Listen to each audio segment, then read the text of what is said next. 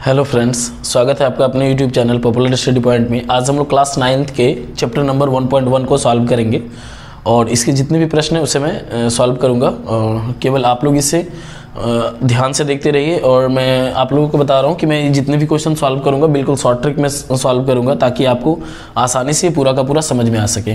तो पहला सवाल है इसमें कि क्या शून्य एक परिमेय संख्या है? क्या इसे आप p/q के रूप में लिख सकते हैं जहाँ p और q पूर्णांक है और q 0 के बराबर नहीं है, मतलब 0 q के बराबर नहीं है। तो इसका आंसर होगा एक नंबर का हाँ, शून्य एक परिमेय संख्या है। शून्य एक परिमेय संख्या है। देखिए, मान लीजिए कि आप p/q के रूप में, तो आप p को मान लीजिए कि आपका यहाँ पे दिया हुआ है परिमेय संख्या, तो हम सभी जानते हैं कि जो p/q के फॉर्म में रहता है। तो मान लीजिए कि p का वैल्यू आपका 0 हो गया। क्या हो गया? 0 हो गया। और जो आपका यहाँ पे लिखा हुआ है कि p और q क्या है? पूर्णांक संख्या है। तो p मान लीजिए कि आपका 0 हो गया। और रही बात q के बारे में, तो q आप कोई भी नेचुरल नंबर, दैट मीन्स प्राकृतिक संख्या ले सकते हैं जो कि शुरू होता है 1 2 3 4 डॉट डॉट डॉट, आप जहाँ तक भी आप ले सकते हैं। तो इसे कहा जा रहा है कि क्या आप इसे p/q के रूप में लिख सकते हैं? तो देखिए, p/q के रूप में जहाँ तक लिखने की बात है तो हम लोग p को 0 लिखेंगे और q का वैल्यू क्या है? तो 1। हम सभी जानते हैं कि 0 को 1 से यदि डिवाइड करते तो वो क्या हो जाता है? 0 हो जाता है। तो देखिए, ये 0 आ गया। तो यहाँ पे देखिए, यहाँ पे ये क्या आ गया? 0 आ गया। मतलब यदि हम p/q के फॉर्म में इसे लिखेंगे तो क्या आ जाएगा? शून्य आ जाएगा। शून्य क्या है? परिमेय संख्या है। ठीक है। फिर आप यदि मान लीजिए कि ऊपर वाला चेंज नहीं होगा, ऊपर ऑलवेज क्या लिखना है? 0 लिखना है। और फिर आप क्या लेंगे? दूसरा नंबर 2 लेंगे, तो फिर भी इसका वैल्यू क्या हो जाएगा? 0 हो जाएगा। तो देखिए, क्या ये 0 आ गया। इस तरह से हम लोग क्या सकते हैं कि हाँ, शून्य एक परिमेय संख्या है। इसे हम लोग कैसे लिख सकते हैं? p/q के फॉर्म में लिख सकते हैं। कोई भी एग्जांपल लेंगे, यदि आप 0/3 भी लेते हैं तो भी इसका वैल्यू क्या हो जाएगा? 3 हो जाएगा। तो चलिए हम लोग अब इसके बाद एक नंबर के बाद दूसरा नंबर क्वेश्चन को सॉल्व करते हैं।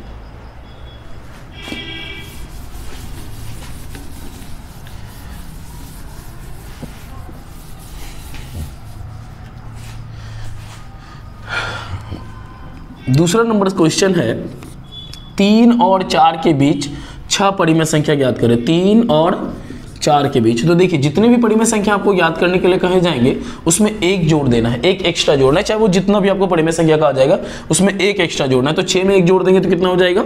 7 हो जाएगा। मतलब आपको इसके बेस में 7/7 लिखना है। हमेशा याद रखना है कि जब कभी भी हम लोग किसी का भी परिमेय संख्या निकालते हैं तो उसके मान में कोई चेंजिंग नहीं होता। इसीलिए चेंजिंग नहीं होता, यदि अभी आप इसको 7 और 7 डिवाइड कर दीजिए तो बच क्या जाएगा? 3 बच जाएगा। लेकिन हमें इसे किसके रूप में लिखना है? परिमेय संख्या, दैट मीन्स p/q के रूप में लिखना है। कैसे लिखना है? p/q के रूप में। परिमेय का मतलब होता है p/q के रूप में उसको लिखना है। तो इसको भी हम लोग क्या करेंगे? 7/7।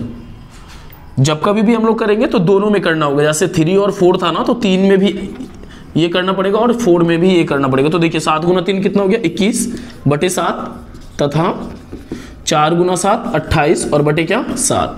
अब आप लोग को कितना परिमेय संख्या कहा जा रहा है? 6। तो याद रखना, इसको छोड़ देना है और इसको छोड़ देना है। इस दोनों के बीच वाले संख्या को लिखना है। तो 21/7 को छोड़ दीजिए तो आप क्या लिखेंगे? 22/7, 23/7, 24/7, 25/7, 26/7, 27/7। अब आप काउंट कीजिए, देखिए 6 हो गया होगा। 1 2 3 4 5 6। तो कुल मिला के इस तरह से हम लोग देखेंगे कि ये सारा का सारा 6 परिमेय संख्या निकल चुका है।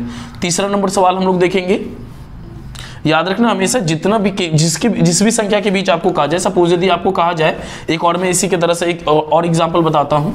सपोज आपको कहा जाए कि 4 और 5 के बीच, 4 तथा 5 के बीच 6 परिमेय संख्या। 6 तो अभी हम लोगों ने बनाया, 7 परिमेय संख्या निकाली। कितना परिमेय संख्या? 7 परिमेय संख्या ज्ञात करना है। तो क्या करना है? आपको इधर भी 4 लिखना है, इधर भी 5 लिखना है। कितना परिमेय संख्या निकालना है? 7। तो उसमें आप एक जोड़ लीजिए तो क्या हो जाएगा? 8। इधर भी लिख दीजिए 8, इधर भी आप लिखेंगे 8 और इधर भी क्या लिखेंगे? 8। तो 8 चौके कितना हो जाएगा? 32/8 और 8 पंचे कितना हो जाएगा? 40/8।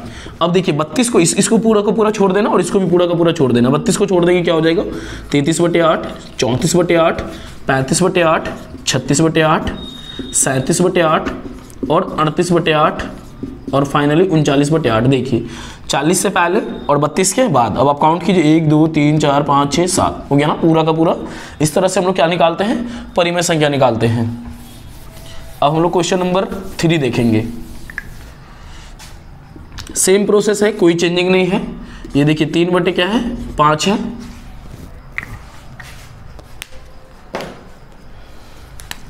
3/5 है और 4/5 है।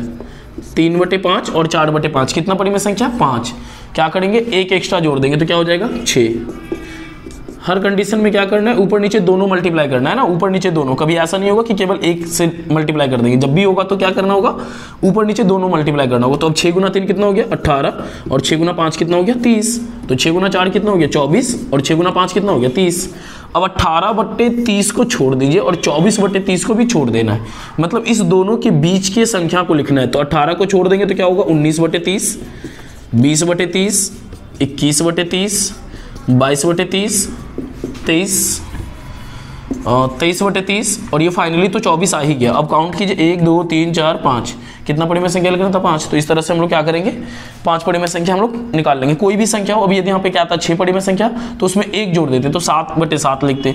8 पड़ी में संख्या रहता तो उसमें 1 जोड़ देते 9/9 लिखते। इस तरह से हम लोग किसी भी संख्या को आसानी से P/Q के रूप में लिख सकते हैं। आशा करते हैं कि आप लोग को ये वीडियो बस समझ में आया होगा। यदि आप लोगों को ये वीडियो समझ में आया होगा तो आप अपने दोस्तों के साथ शेयर करें ताकि ज़्यादा से ज़्यादा सभी को इसकी जानकारी मिल सके और लोग अच्छे से पढ़ाई पर फोकस कर सके। धन्यवाद।